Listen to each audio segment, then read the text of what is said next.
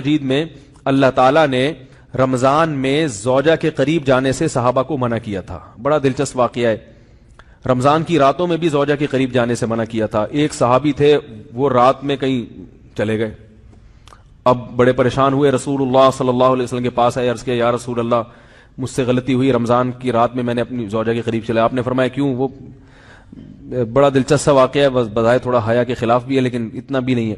وہ کہہ رہے میری زوجہ کہیں پانی بھرنے کے لیے جا رہی تھی, ان کی پنڈلی کھلی تو میری نظر بیوی کی پنڈلی پر پڑی اور میں بس پاگل ہو گیا بیوی کے عشق میں. میں یہ اس لیے بیان کر رہا ہوں کہ جو لوگ نظر کی حفاظت کرتے ہیں وہ بیوی کے عشق میں پاگل ہوتے ہیں. جو دن رات انٹرنیٹ پر پنڈلیاں دیکھتے رہتے ہیں انہیں بیوی کی پنڈلی بھی کیا شکل بھی اچھی نہیں لگتی ان کو. بد نظری کا یہ عذاب ہے, وبال ہے کہ جو اللہ نے گھر میں آپ کے لیے بٹھائی ہے وہ آپ کو اچھی نہیں لگے گی. تو نظر کی حفاظت کیا کرو, اس سے آپ کو اپنی بیوی سے عشق ہوگا, محبت ہوگی. بات آ رہی ہے سمجھ میں؟ تو اب دیکھو کیسا روزے کی حالت ہے. رمضان میں پابندی ہے, اسلام میں حکم تھا جو رمضان میں بیوی سے ہم بھی طریقہ کا 60 روزے لگاتار رکھنے پڑیں گے. کتنا بڑا جرم, لیکن صحابی سے برداشت نہیں ہوا. صرف زوجہ کے پاؤں پہ نظر پڑی ہے تو وہ کیسے بیوی سے محبت کرتے ہوں گے, اور وہ بیوی کے بغیر رہ سکتے ہوں گے. اور آج لوگوں کے فون آتے ہیں, ہماری بیگم جس میکے جاتی ہے اتنی خوشی ایسا اچھا سا فیل ہوتا ہے, ایسا عجیب سا محسوس ہو رہا ہوتا ہے جیسے آزاد ہو گئے. تو میں کہتا ہوں ظاہر ہے اب تمہیں موقع مل گیا کنڈی لگانے کا, ٹھیک ہے نا, اور یہ آنکھ مٹکے کرنے کا, تو خوش تو ہوگے. تو یہ بھی ایک عذاب ہے جو لبرل لوگ نے جس عذاب میں ڈالا ہوا ہے نا, اس میں عورت کے حقوق نہیں ہے. عورت کے حقوق نظر کی حفاظت میں اور عورت کے پردہ کرنے میں ہے. جب مرد باہر نکلے گا سب پردے میں ہوں گی تو آئے گا کس کے پاس؟ بیگم کے پاس ہی آئے گا. تو اتنے منہ کالا کرنے کے راستے کھول دیے ہیں تو ظاہر ہے پھر کامیاب ازدواجی زندگی نہیں ہوتی. تو نبی کے پاس آئے, عرض کیا یا رسول اللہ میں برداشت نہیں کر پایا. تو آپ مسکرا دیے. تو وہ نبی کے پاس گئے, یا رسول اللہ ایسے ہوا, مجھ سے غلطی ہو گئی. تو آپ نے فرمایا کیوں؟ فرمایا ایسا ہو گیا تھا. تو آپ صلی اللہ علیہ وسلم نے فرمایا 60 روزے رکھو لگاتار. انہوں نے فرمایا ایک کی طاقت نہیں ہے, اس میں یہ ہو گیا 60 بھائی کیسے رکھوں گا, نہیں ہے طاقت 60. آپ نے فرمایا ٹھیک ہے پھر 60 غریبوں کو 2 ٹائم کا کھانا کھلاؤ. فرمایا اس کی بھی طاقت, بولو بھائی, نہیں. اتنے میں ایک صحابی لائے کوئی چیز صدقہ کرنے کے لیے.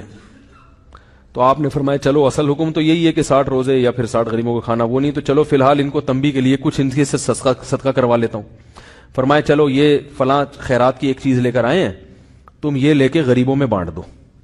انہوں نے فرمایا مجھ سے زیادہ غریب پورے مدینہ میں بھائی کوئی بھی نہیں.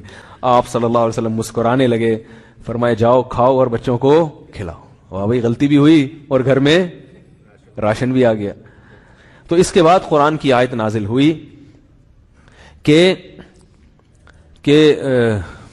احل لکم لیلۃ الصیام الرفث الی نسائکم ہن لباس لکم وانتم لباس لہن علم اللہ انکم کنتم تختانون انفسکم فتاب علیکم وعفى عنکم فالآن باشروہن وابتغوا ما کتب اللہ لکم.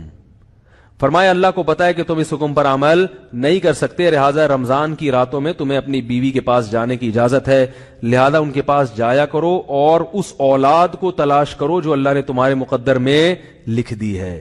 قرآن جہاں بھی بیوی سے ریلیشن قائم کرنے کی بات کرتا ہے اولاد کا ذکر لازمی کرتا ہے, یعنی تلاش کرو اس اولاد کو جو اللہ نے تمہارے لیے لکھ دی ہے. ما کتب اللہ لکم, ما کتب اللہ علیکم نہیں ہے. علا کا مطلب تمہارے خلاف, لکم کا مطلب تمہارے فائدے کے لیے. لام عربی میں نفع کے لیے آتا ہے, علا عربی میں ضرر اور نقصان کے لیے آتا ہے.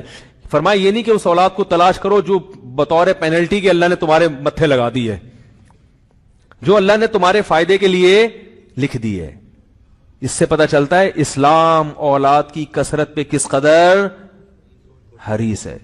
بات آ رہی ہے اور بھی اس بارے میں آیتیں ہیں قرآن مجید کی, مگر میں اب زیادہ تفصیل میں نہیں جاؤں گا. کچھ آیتیں رہ گئی ہیں, کچھ احادیث رہ گئی ہیں, تو وہ انشاءاللہ پھر اگلے